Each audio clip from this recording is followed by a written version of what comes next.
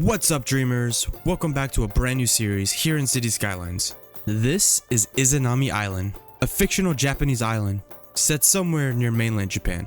I am so excited about this series. Ever since I went to Tokyo last year in November, this is something that I've been thinking about non-stop, but just didn't know when I was gonna make the move. As I was wrapping up the last few episodes of my last series, Autumndale, I began creating this map in the map editor. The island is inspired by the Izu archipelago that's just southeast of Tokyo. I heavily designed the island after Hachijojima, which has an absolute beautiful landscape, a massive volcano on one side and a beautiful mountain range on the other with a flat valley that sits in between. And now for this series, I'm not going to be doing a one-for-one for Hachijojima. As a matter of fact, I'm not going to be following its road layout whatsoever. Because for this series, I have a very specific goal of what I want to do with it, which involves a heavily dense city, kind of like Tokyo or Osaka. However, the scaling for those types of cities is just way too big. Therefore, I'm going to be doing it on a small island. And even though we don't have a lot of space or room to work with, I'm going to be packing as much detail and city life into this little island as I can. When creating the map, I try to capture as many details of a non-mainland Japanese island as I possibly could. Volcanic rocky shores, majestic cliffs, and dense forested mountains. Which brings me to my next point. I decided to do something a little bit unique with this map. Instead of going to town with a tree brush, I decided to use these forest decals all over the mountains. While it doesn't capture quite the same look, it's actually going to save my frame rate a lot after we start putting building upon building within a dense city. And we're going to need that frame rate because I'm going to be detailing the city as much as I possibly can with props, signs, and vehicles. Now, if you want to get access to this map, I will be sharing it, but exclusively on my Discord. So you're going to have to go over there. The link is in the description and the pinned comment. So as we discuss a little bit more about what this series is going to be, I have some footage of me laying down some of the very first roads within the map. And before we get too far into this, I do need to go ahead and say, although I have been to Japan and fairly recently, I am by no means Japanese, nor do I speak it. So if I do get something wrong, please let me know in the comments. I want to do my best to be as accurate as possible, whether that's something within the build or the story that I'm going to eventually tell, or even the pronunciation of words or names. Any feedback would be definitely appreciated. Now, what exactly is this series? And how is it going to be different?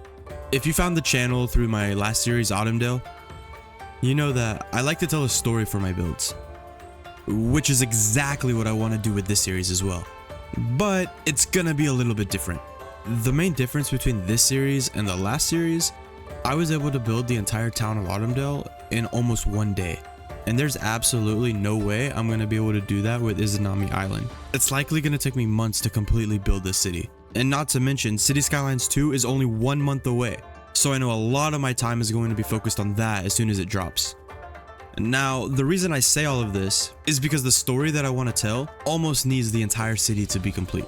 Therefore, I'm going to split this series into 2 different types of videos. The first being the build of the entire city. Each week, I'm going to build as much as I possibly can on the city, record myself doing so, and posting it up to YouTube. I likely will also be doing live streams maybe throughout the week of just focused in adding onto the city until it's finally complete. And the second one, eventually when we get enough of the city built, is going to be the story. Basically a mix of visual storytelling with some narrated dialogue, maybe some graphics, and hopefully some main characters. And I'm really excited for that part. Now let's talk a little bit about what we're doing here in the build. On Izanami Island, there's only one highway, and you're looking at it. And of course, it's a toll highway. The highway basically runs the entire stretch of the valley. There's an entrance on either end, and this one exit right here in the middle of the island. I initially plan on putting several exits because that's how we do things here in America. However, as I looked over Google Earth throughout Tokyo and throughout Japan, highways are a means of long travel, not necessarily to go one exit down.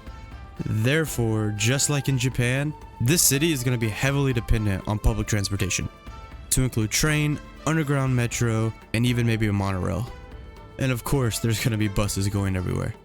As an American who generally just builds American cities, this is going to be a tall task, but I think I can do it.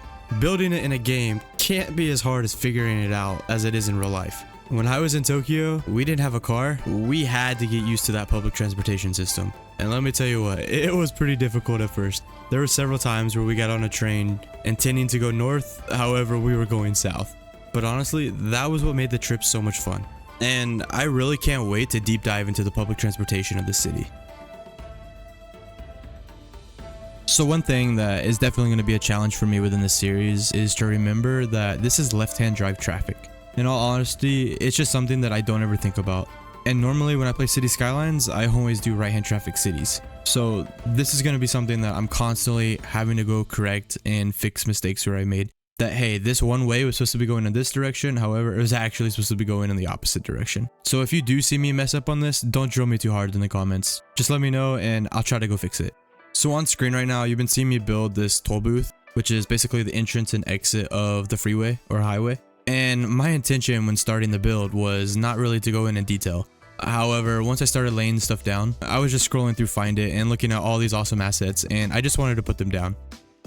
I've been really excited for a Japan build for a long time, and I'm just excited to use all these assets and just start detailing up areas within the city. It is to be noted that no, I'm not copying anything one for one with the series. However, I am using Google Earth a lot for inspiration. So while I was building this toll booth, I was looking at another monitor with a few toll booths pulled up on Google Earth. So all the stuff that I'm laying down are things that you would typically find within a toll booth in Japan, or at least the ones that I was looking at.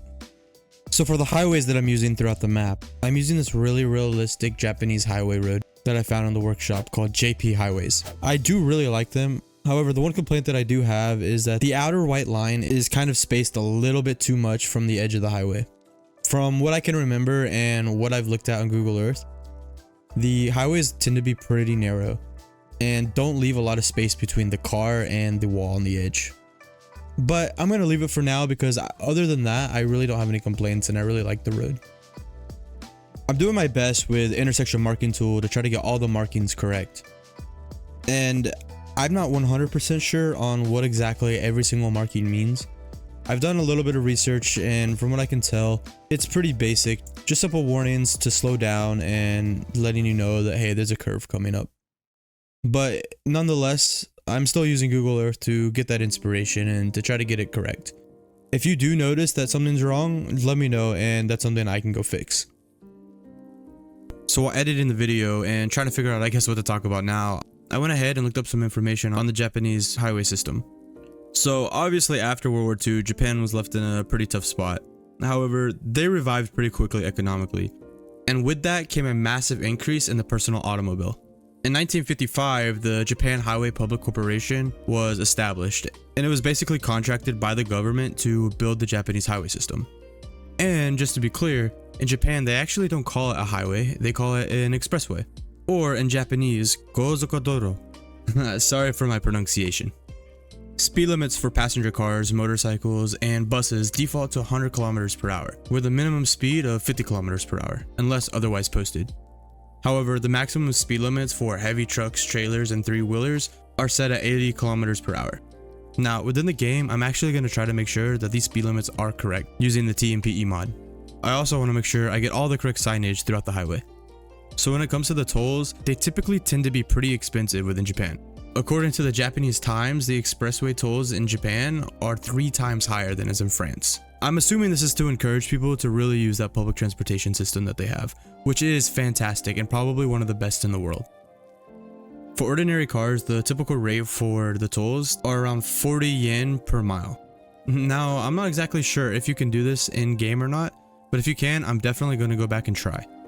So doing a little bit more research, I also see that urban expressways, which are the expressways that tend to be in highly dense areas, tend to have less power within Japan in terms of eminent domain. So this means that if they want to put in a highway, it's going to be really hard to secure that land that they need to do so. Therefore, oftentimes, instead of tearing down any other infrastructure, they just build above it with viaducts and underground tunnels along existing arterial roads. I definitely want to implement this into the city, and we're going to see what we're going to be able to do with it.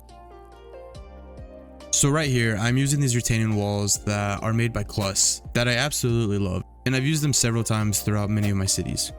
But I don't know if they work perfect for Japan. So after I made this episode, I did go back in the workshop and look for some more retaining walls, and I found this really good Japanese one with some grass and a wall. So I subscribed to it, and I think I'm going to use it going forward. But we'll see how it looks when it gets in game. So these guardrails are pretty awesome. They're part of the Japanese highway prop pack, which were a dependency of the highways that I'm using. And they're just so realistic. I remember seeing these all over Japan when I was there, and I think I'm going to be using them quite a bit. And while I'm here, I need to give a shout out to a lot of these Japanese mod and asset creators. There are some absolutely amazing Japanese assets on the Steam Workshop. If you ever have the chance and you want to just check them out, I would suggest scrolling through it and looking at all of them. Sometimes they're a bit hard to find because they're in Japanese, but usually you can find a link to a collection and then just start scrolling, and it's just amazing to see some of the assets that they've made. I'm also just going to be detailing up this area with some shrubbery and some trees. And eventually I'm going to be coming back into this area and adding in a bunch of buildings and ultimately building the city around it. Looking at a lot of toll booths within Japan on Google Earth, I've noticed the theme that there's usually a parking lot right nearby. I'm guessing that this is probably because of the people who work at the toll booths, as well as it's kind of a ride share, so people can meet up with their friends and then drive to work together and then come back. But nonetheless, I'm detailing it up, and I was looking at some parking lots around Japan, and I was trying to get it pretty realistic of how they actually look. Again, using these really cool Japanese parking assets.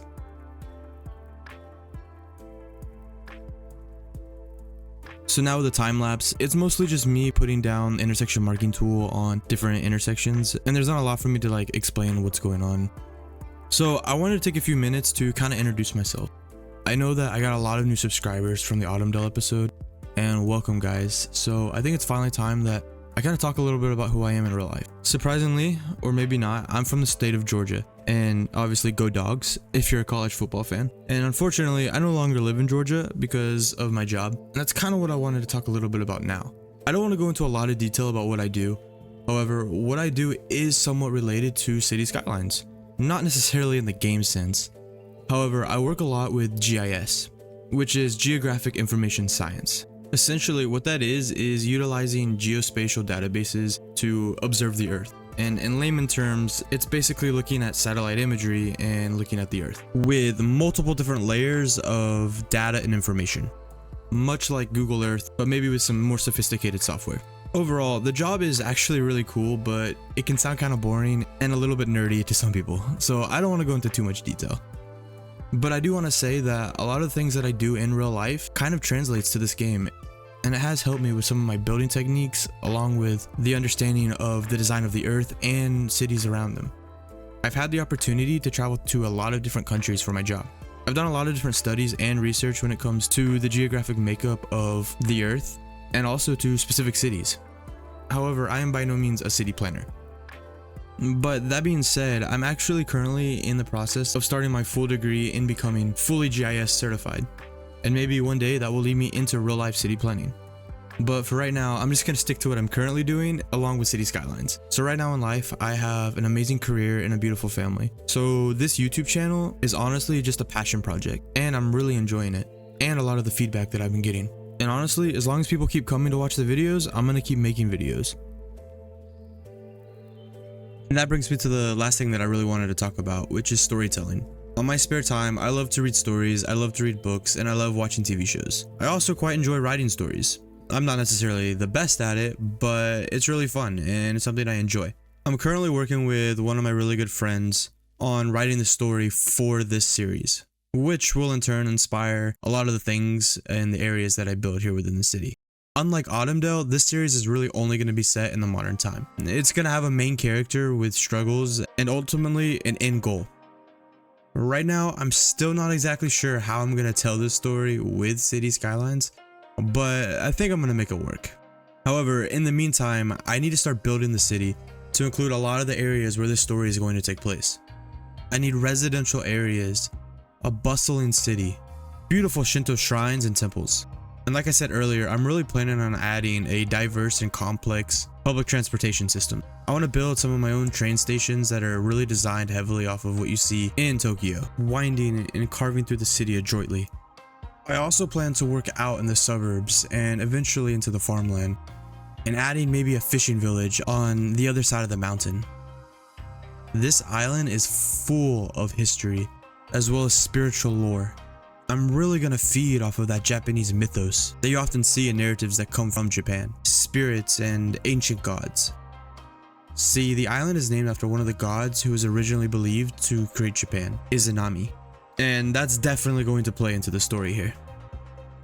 So to wrap up this episode, I just want to say a really big thank you, and to all the people who have recently subscribed and been watching the videos, liking them and commenting and engaging with them. I really invite you to hop onto the Discord where you're going to have more opportunity to engage with me. I'm pretty quick to respond over there, and the people who are in there have been asking me questions, and I'm usually able to help. And if I'm not able to help, usually someone else is.